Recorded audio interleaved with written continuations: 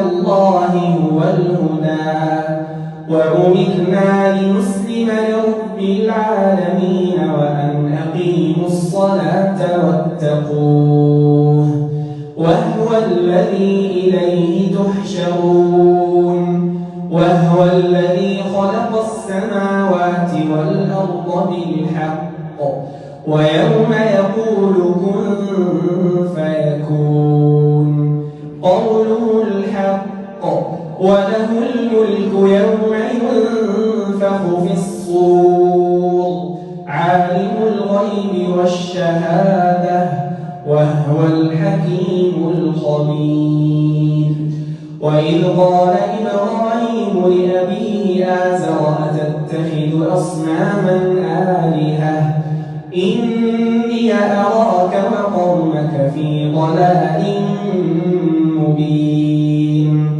وكذلك نري إبراهيم ملكوت السماوات والأرض وليكون من الموقنين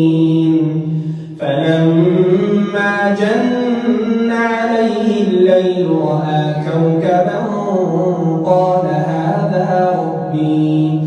فلما أفل قال لا أحب الآفلين فلما رأى القمر بازغا قال هذا ربي فلما أفل قال لئن لم يهدني ربي لأكونن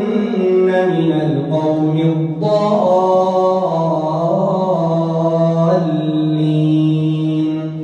فلما رأى الشمس بازغة قال هذا ربي هذا أكبر فلما أفلت قال يا قوم إني بريء مما تشركون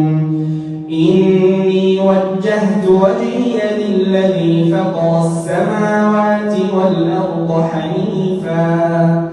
وما